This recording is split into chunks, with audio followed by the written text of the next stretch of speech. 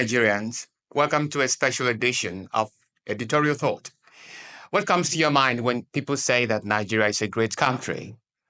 Do you think of mineral resources, population, or cultural diversity? All these are correct answers. But what makes Nigeria even greater is the presence of reactionary forces who try to check the excesses of those in power.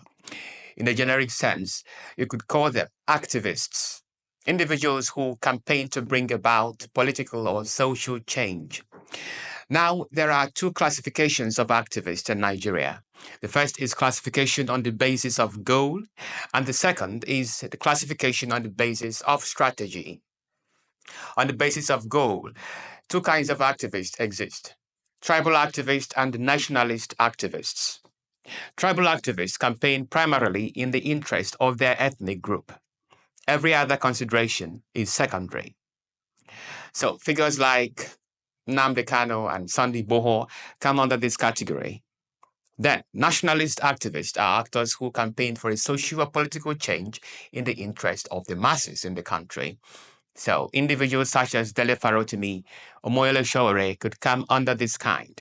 What makes Sowore an exceptional rights activist in relation to Nnamdi Kanu is that he is able to merge his activism with his personal political ambition. At least he has been a two-time presidential candidate of the African Action Congress, AAC, in 2019 and 2023, unlike Nnamdi Kanu, who does not believe in the existence of Nigeria in the first place.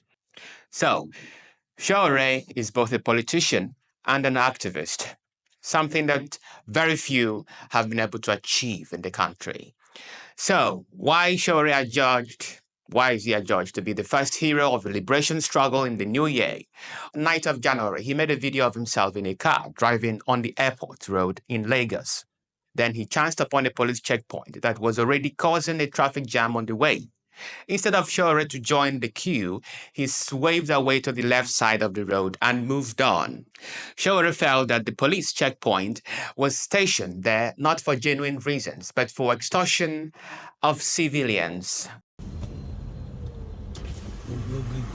Hello, Mr. Hello. How are you? Which one? I want to cause traffic for this place again. Not be airport road be this, huh? Wanna come up for roads? Wanna come up for roads? You know, wind this place down. Why not? We are not parking. We are not supposed to be causing traffic to the airport. We are not parking. Wanna calm down? Wanna calm down? Wanna calm down? We know the park. We know the park. Go and bring your guy. I know the park. Now they cause traffic for roads. We don't need this traffic. This is the airport to this is the airport road. I know the park. I know the park. Come on for roads. Come on for road. I know the park. Go bring your commissioner. I know the park. I know the park. I know the park. When I come up for roads, God punish you too. On the side of the police, this was an offense under the law, but to Sowore and his supporters, that was an act of civil disobedience. Civil disobedience is a tactic used by human rights activists and freedom fighters around the world to challenge what they see as injustice in the polity. So, unlike anarchists and regular criminals, Sowore violated the law not because he did not believe in the regulated society, but because he desired to correct abnormalities in the system. In this context, within the police force. In one interview, he alluded to apartheid in South Africa when the black people justly violated laws made by the established system because these laws were unjust. Sowore then said that if the law keeps breaking the people need to break the law in order to break free. That's what I'm saying. I want to say this, and I think it's important to make a philosophical statement around the law. If the law keeps breaking the people might need to break the law so that they can break free. Apartheid was legal in South Africa, but it was breaking South Africans until they broke it. Slavery was legal. In fact, not only was it legal, slavery is also ecclesiastical. It's in the Bible. that you should respect your master. But when slavery was breaking people, people had to break the law of slavery. So if the Nigerian law keeps breaking the Nigerian people may need to break the part of the law that keeps them broken all the time. And that is why I keep advocating mobilization that do not come only during elections. In other serious countries, if elections are rigged, the person who rigged the election cannot walk away. You get my point? Yeah. And I had the issue with the Labour Party and where Aisha was with. They mobilized, they also were demobilizing when they should keep mobilizing. I don't see any reason why they sat back after it was known that there was, I said, I know there was no election. But whatever they believed took place. And they ought not to have stopped there. They ought to have been complete mobilization and the shutdown of the system. The system was ready for that shutdown. But then they said, hey, don't fight. They're not going to get power on a platter of gold. Don't let anybody deceive you that somehow, because those who are in power. The president said that himself, that power will never serve those who are in power will keep giving you homework assignments and homework to do. Go and mobilize. We're talking about political parties. Very soon, they will come and register political parties so that they can register political parties that will do their bidding. Or the political parties they cannot register, they will go in there and scatter the party. Because what they want is a one-party state. It's a dictatorial one-party state. Do you think a one-party state can survive in Nigeria? I don't think so. Well, all the parties that are in Nigeria that are in power, that have been in power, they're all one. It's just different uniforms. different addresses. So, yes, it's just different national headquarters. Because Nigeria is the only country in the world where you can sleep as a PDP member and wake up as APC. So well, let's talk about parties. The corruption in the police force was so glaring that NSAS had to happen, that prominent figures, including Kemi Badenoch, had to testify to it. After the checkpoint incident, Sowore was notified that the police were looking for him. However, the activist appeared pleased by that news. On the 22nd, Sowore posted on his X page that he was readily available at the police convenience and that, considering the police summons, the new year was off to a positive start. Then, days later, the police issued him a summons to appear for interrogation. He revealed this on his X and then said he would visit the police on Monday, 27th. In the letter, the activist was accused of multiple offenses, including resisting and obstructing public officers' disobedience to lawful order, cyber stalking, slandering the Inspector General of Police, amongst others. On Monday, the activist set off to the Force Intelligence Department in Abuja, where he was invited.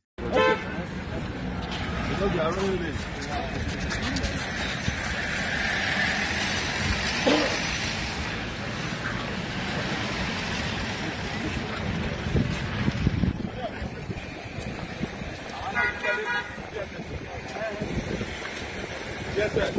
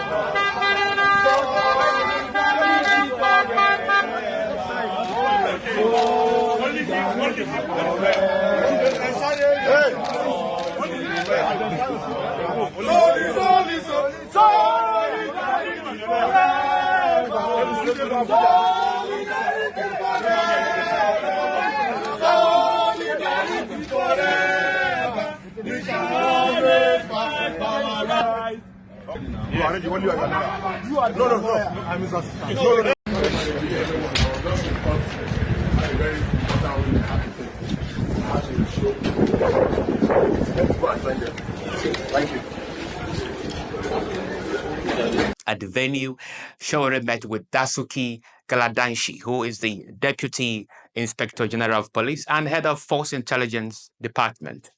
According to a blogger named Josh Ehirim, when Sowore arrived, he was escorted into Mr. Galadanshi's office. The police officer asked him to sit and then invited the media team outside to come in and observe. Mr. Galadanshi read out some allegations against Sowore to the media with a lot of force and emphasis. He then quickly left, saying that Sowore would have an interview with the police team. The interview focused on Showore's remarks about Lagos police officers running an unauthorized checkpoint to extort motorists, which led to a heavy traffic on the busy International Airport Road. Sowore criticized the officers, highlighting that their actions were causing traffic jams and urging them to stop their illegal activities. That is what I'm here to do. But So hold on. Yes. The media you're talking about is media allowed you this to show you. The Nigerian media, To show you our unsincerity of purpose. We're not often sincere. We are not disputing your That is just the reason. If not, we don't need. We are not disputing your sincerity. No, that is what I'm saying is that the media came here so as to hear your own side, and they were supposed to hear my own side, but I have opted with my lawyer to go see the team. Are we good now? Excellent. Thank you. Go ahead. Go with downstairs. Thank you very much. Further questioning was halted, and Sowore was asked to prepare a written defense. However, he opted not to submit a written statement and instead requested that his statement be electronically recorded and transcribed for his review. The police team conducting the interviews left briefly and returned with the supervisor, Mr. Galadanshi. He announced that Showore's bail had been approved and that the conditions would be communicated by the interviewing officers. Sowore informed Galadanshi that he would not accept bail under conditions that compromises, in a sense, integrity and fundamental rights. As expected, the police officers came back with typewritten conditions requiring Sowore to surrender his international passport and provide a senior civil servant at level 17 as a surety. Sowore immediately declined these conditions and informed the officers. Several hours later, the police officers returned and stated that Mr. Galadanshi had reviewed the bail conditions, lowering the requirement to a level 16 officer in the civil service. They also mentioned that Showore's lawyer, the prominent Nigerian human rights attorney Femi Falana, had negotiated with them. However, Mr. Falana shared a note he sent to Galadanshi reminding him that courts have consistently ruled that requiring civil servants to act as guarantors in police bail processes is illegal and unlawful. At the conclusion of the interrogation, Mr. Sowore was taken to a police detention center known as the Abattoir Unit, which is allegedly reputed for torture and extrajudicial killings. Now, the reason Sowore is heralded as hero is that he has chosen to remain in detention instead of accepting what he refers to as an illegal bail condition. For decades, this fearless activist has been a thorn in the flesh of oppressive regimes, demanding justice, equality, and freedom for all Nigerians. From his early days as a student leader in the 1990s, Sowore has been a vocal critic of corruption, bad governance, and human rights abuses. He has mobilized protests, rallies, and campaigns, inspiring a generation of young Nigerians to take action and demand change. Through his online news platform, Sahara Reporters, Sowore has exposed high-level corruption, impunity, and abuse of power, earning him numerous awards and recognition globally. His reporting has led to the downfall of corrupt officials, sparked investigations, and brought hope to victims of injustice. In 2019, Showore's activism reached new heights when he announced his candidacy for the Nigerian presidency. His campaign, built on the promise to revolutionize governance, tackle corruption, and empower citizens, resonated with millions of Nigerians hungry for change. Despite facing intimidation and harassment and even imprisonment, Sowore remains undeterred. His courage, conviction, and commitment to justice have earned him the respect and admiration of Nigerians and the global community. Now, viewers, I believe you have grabbed some lessons from Sowore's activism. Before I draw the curtain, let me give you a highlight of the second classification of activism in Nigeria, and that is the classification based on strategy. By strategy, there are two kinds of activists in Nigeria: the anarchists and the orthodox. The anarchists in this context are not those who do not believe in an organized society, no, but they are individuals who deliberately flout societal laws to correct the errors and abnormalities in the government or in the system. In essence, these activists are fighting to bring down the corrupt system and in its place mount a new system founded on law, on equity, fairness, justice, whatever. So individuals like Sowore and Nnamdi Kanu could be classified under this kind. Then, secondly, activists I refer to as orthodox are those who propagate radical and progressive changes, but they feel obliged and convinced that these changes can be carried out within the bounds of legality. In simple terms, activists of this kind believe that it is absolutely possible to fight an unjust system, be friendly with it, without being corrupted and breaching the peace of the environment. So far, the most prominent activist under this category is Peter Obi, the former governor of Anambra State and the presidential candidate of the Labour Party in 2023 presidential election. Now I draw the curtain here. Thank you for listening, viewers. If you like this video, do not hesitate to hit the like button, make your comments, share my videos, and then subscribe to the Diaspora Digital Media for more exciting stories. I am Coach Raphael. Have a nice day.